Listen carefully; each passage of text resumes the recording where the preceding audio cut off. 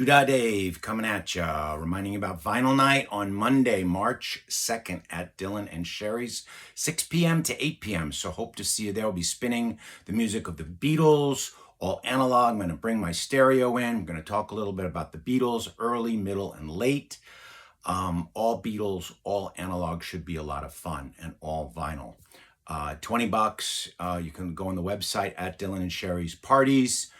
On Insta, on Facebook, DM us, come at the door, RSVP. It's all cool. Hope to see you there. And please like and subscribe and comment on the channel if you can, because I'd love to know what people are thinking about out there.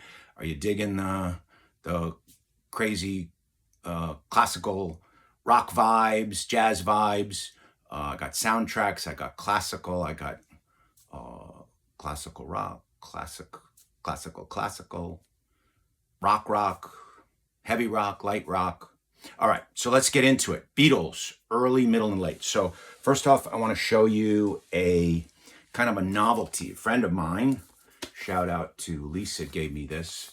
Beatles and the Murray the K as it happened. I guess this was probably 64 when they first came to America. And it's not music. Oh gosh, it's stuck in my, because I fixed the little folder I had for Murray the K and the Beatles as it happened. I'm trying to put my fingers on it. It's spoken word. It's not anything super valuable. It's not, you know, is that upside down? There you go. Oh, there you go. The Beatles. Murray the K as it happened. So it's an interview with Murray the K on both sides, and they kind of clown around. If you've ever heard any of the Beatles, the Christmas stuff that they do, it's kind of like that. It's cute, but it ain't the music. So let's get into the music. I wanted to show this album cover. I have the album cover, but I don't have the album yet. But it's on my list. Great. Starting off with Roll Over Beethoven and ends up with She Loves You. The second album, I think it came out, correct me on this, you had And the Beatles, which was VJ, and then you had Meet the Beatles, which was Capital. And then before the second album, I think they released I don't know. Maybe second album was the second album, but it wasn't the second album because they had the VJ album before it, and then Meet the Beatles. Anyway, speaking of Meet the Beatles and early Beatles, that's the one. The early Beatles came out in '65. I had showed that one already. This is the original Meet the Beatles, and I didn't show this because before this was the first one on Capitol. This is the one that we all heard about. We didn't know about VJ. We didn't know about labels back then. I think that's one of the reasons why I'm so, if you ever notice when I post, I always post what label it's on. And I really should post the country too, because I have a couple of imports, but I'd say 89% of my albums, probably 85% are US. I prefer US because sometimes you don't know what you're getting unless you really know other. I mean, the exception would probably be jazz albums. I would always pick a foreign jazz albums if I had a foreign versus a US. I know the Beatles UK and the UK monos are very, I don't have any of those. I don't have any UK presses, and I don't think I have. Actually, these are mono. I believe this is mono because it doesn't say that. And some of them, it just says recorded in English. I'll show you. It's the Capitol Rainbow labels. And some of these, it says they were mono and then recorded like stereophonically or something. Capitol did some funky stuff with it. So it kicks off with I Want to Hold Your Hand, which of course was a big single. As I'm diving into these albums, I'm finding you've got the collection albums, the collections. What am I? Compilation. Thank you. That's the word I'm looking for. The blue album and the red album. We're going to look at the red album here in a couple of minutes next, and many others. You've heard them on on the radio. You've heard them. They came out with the CD a while ago, and I had a copy of that. I left it in Florida one time. I wish I just snagged that because it'd be interesting to just compare the mixes on that with the other. And then you had Love that they did with Cirque du Soleil. See, these songs for me anyway, who was there in the '60s when they came out and they broke. I associate them with lots and lots of different formats, and I'm not just talking. I mean formatting on the albums. I'm not expressing myself well today, but you get what I'm saying. However, I like the original sequencing that I heard them on the U.S. albums.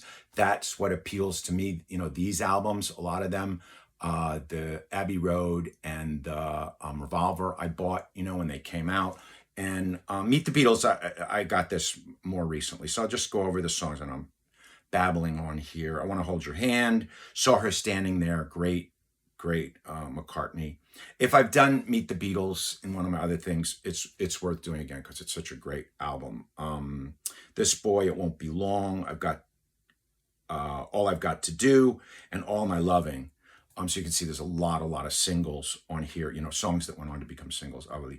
Don't Bother Me, Little Child, Till There Was You, which is, I think, the first cover. Don't Bother Me was a George Harrison. Everything on the first side I mentioned was Lennon, McCartney. So you had 6 Lennon McCartneys in a row. Then Don't Bother Me, a Harrison. Lennon McCartney. Till There Was You is Meredith Willson. Again, Lennon and McCartney, Hold Me Tight. I Want to Be Your Man, great song. 5, and then Not a Second Time, Lennon and McCartney. So just a great, you know, not everything on here is a single. Some of it's a little slow, some of it's a little schmaltzy. Remember, this is the first time this really broke on U.S. airwaves. Yeah, the VJ, you know, it was the Meet the Beatles, Capitol, which was their main label in the US. That's what they were known. We didn't know EMI. There was no Apple Records then. There was no Abbey Road then. You really have to roll the clock back chronologically to see, you know, what was going on back then. And we were listening on AM radio to break this. There was no FM radio. There weren't genres like, if somebody said prog or psych, they'd be like, you know, do you have a problem? Do you need to talk to somebody? You know? All right, so next up is the Red album. I'm so glad that I mentioned that. So this is cool. This was taken for the Please Please Me album. That was the first album in the UK in '62. And this, if you notice, it says 1962 to 1966. So this went through Revolver, and did it go through Yellow Submarine? Yellow Submarine was on Revolver. Yeah, it went through Revolver. And some of the other singles, which we'll get into. And then this was actually, I think this was later than '66. Correct me if I'm wrong. I think, yeah, that was closer to maybe late '67, early '68, but it's the same building. And I did a little research. Of course, it was the EMI building. Their label that owned Abbey Road Studios. It used to be called EMI Studios. And I was reading a book. There was a great story about Brian Epstein, who was managing them before they even got to George Martin, and how he went to Decca, and Decca sent them a very terse and cold, I don't think your boys have it, we're not interested in. And boy, the guy who wrote that letter, the A&R guy at Decca, yeah, he was kicking himself for a while. So these are the lyrics and the liner jackets, OIS, original inner sleeves. And this is really cool, and starts off with not Hard Day's Night. Oh my God, Love Me Do. Thank you. There's 4 sides of them, so there's a lot of songs on here. Which is great. And first side ends up with Can't Buy Me Love. I Want to Hold Your Hand. She Loves You. Please Please Me, All My Loving. Notice there's not a lot of overlap with Meet the Beatles because they were pumping out albums. They were pumping out a lot of singles, a lot of songs that became famous and were put on albums later. I think I did the Hey Jude album. I did do the Hey Jude album in my last presentation on the Beatles. So a lot of that was compiled for that album in 1970 after they'd already broken up. So a lot of things, Rain, Paperback Writer, I Want to Hold Your Hand, the lead off, this is Love Me Do, but I Want to Hold Your Hand, that's on Meet the Beatles. I Want to Hold Your Hand, what am I thinking of? There's another early single, maybe She Loves You is on here too. But a lot of these big songs were, my point is, were not on the early albums. Okay, Please Please Me, From Me to You, I Want to Hold Your Hand, She Loves You. She got Love Me Do, Please Please Me, She Loves You, I Want to Hold Your Hand, All My Love and Can't Buy Me Love. Notice you got 1, 2, 3, 4 songs out of the 7 that mention love on the first. Interesting, they made it red, right? Good band to do for February, right? And then you go into the Hard Day's Night type of period, 8 days a week, I Feel Fine, Leading a Ticket to Ride, Hard Day's Night, and Help, and Yesterday. Which I also found out, and here I, like in the Beatles, all these many years, and I never knew that the Yesterday and Today album. Okay, I'm going to talk about 2 songs and covers of albums. So, have you ever thought about how certain albums have titles, but the song that the album is titled is not on that album? And I'll give you some examples. Waiting for the Sun by The Doors. Waiting for the Sun is not on Waiting for the Sun. Waiting for the Sun is on Morrison Hotel, my favorite Doors album. I do love LA Woman very, very, very much, but I have a little edge on Morrison Hotel because it has my favorite Doors song, which is Peace Frog. So same with the Beatles. Yesterday and Today, of course, had Yesterday on it, but it didn't come out on Yesterday and Today. It came out on, I think it came out on Help, I think. What have I got here? 65, right? Yeah. And then same with Yellow Submarine. There was a Yellow Submarine album in 68. Might have been late 67, and the movie came out in 68. I think they released the Yellow Submarine album even with the soundtrack in late 67, like December 67, probably for Christmas. And the Yellow Submarine album, Yellow Submarine had been on 66 Revolver. That's where I was going with that. Okay, so moving right along. Help, We Can Work It Out, Gotta Hide Your Love Away, We Can Work It Out, I mentioned that. Day Tripper, Drive My Car. So you got the Rubber Soul. When you start to get into the Rubber Soul and Revolver, that's, for me, in my time when the Beatles got really, really a big mainstream. There wasn't quite FM and progressive rock, but they foretold that. I mean, Rubber Soul is sort of a concept album. I mean, it wasn't a concept album along the lines of a theme that pulled it all together like a Sgt. Pepper's, but they were working on it. They were working towards that. Norwegian Wood, a brilliant Lennon song. Nowhere Man, Michelle, In My Life. I mean, the songwriting by the time they got to Rubber Soul and Revolver was just so In My Life, Girl. What another great John Lennon song. And then you got Paperback Writer. There was another one that didn't appear on an album, was a single, and then got put on the Hey Jude compilation. Eleanor Rigby. Another one was Lady Madonna. Eleanor Rigby was on, and I'm getting into the weeds a little bit here. Yellow Submarine that I mentioned, and then that's it for the Red album. But that's quite a selection of songs, right? And then you go to the Blue album, which I have on CD. I haven't done my CDs. I'm just doing vinyls because we got vinyl night on Monday. Don't forget, come on by for a vinyl night. All right. Let me try to whiz through these. Oh, these are the albums, the Red albums. And again, if I've done these, I think I did these before, but I love them, so it's worth doing again. They're on Red. And they came out, the Red albums came out, I think, 73, to check my Discogs. I don't do notes for these. I just go with my passion for the vinyl. All right, Magical Mystery Tour. So that was 62 to 66, came out 73. But I'm trying to do kind of chronological in how the music was created and came out and put on album at the first time. Trying my best. I have 2 copies of Magical Mystery Tour, and one was from '67. That was my original, the one that says Daily on it. See that? That's how you know it was mine. And that came out on the, yes, the Rainbow Capital. You had the Capital up at the top. And then I have another version, and I have it down as a 1973 Winchester. But I have to double check it because in Discogs, the picture. If anybody knows anything about this, my Beatle people, Mr. Mayo or Beatley or Parlophone, these are orange capitals, and I can't find the orange capital labels anywhere. I don't know if they're later or better. Have to say, I think this one has an edge. I was doing an A/B comparison with them. I really like this mix. Produced. I'm gonna look again. There's only like 678 versions of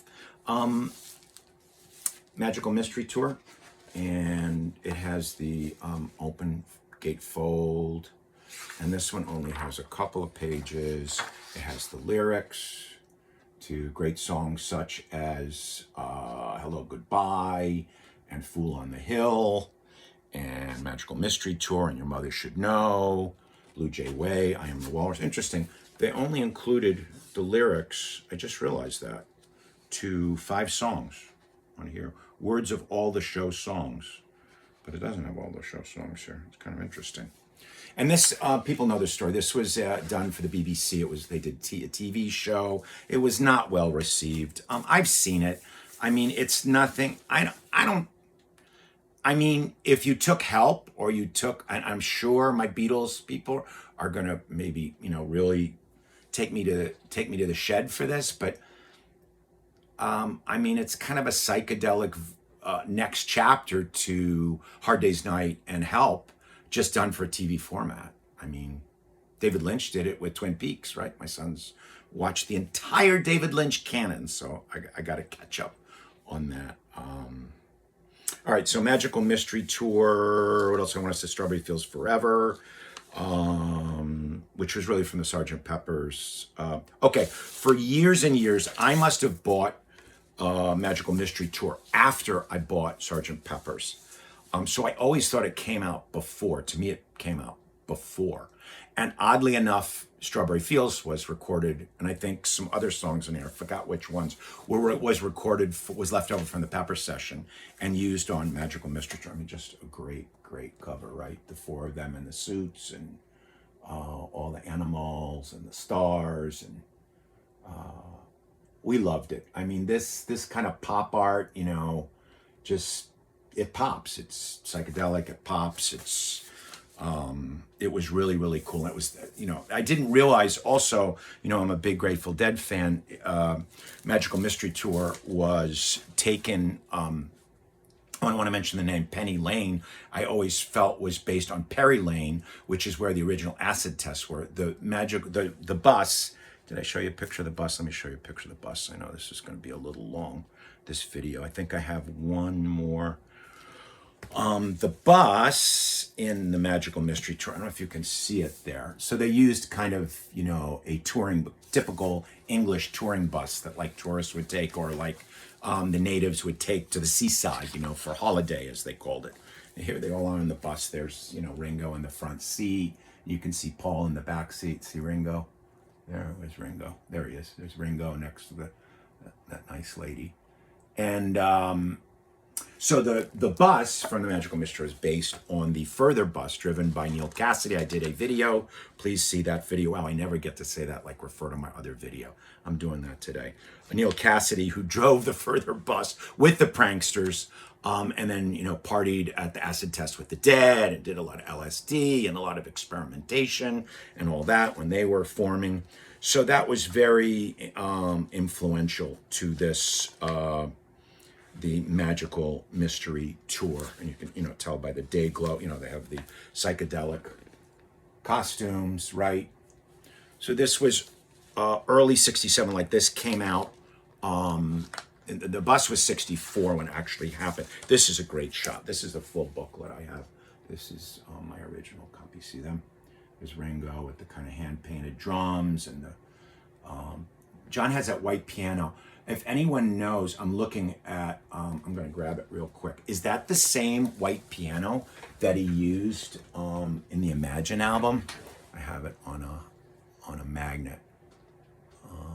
I bet it was, because like, how many white pianos can a person have? I always thought that he got that just at that time for Imagine. I never put it together that it was, on this. All right, let's move on because the videos. Yellow Submarine. I mentioned Yellow Submarine was on Revolver, but then they came out with the Yellow Submarine album. And it was 1968, I said 67.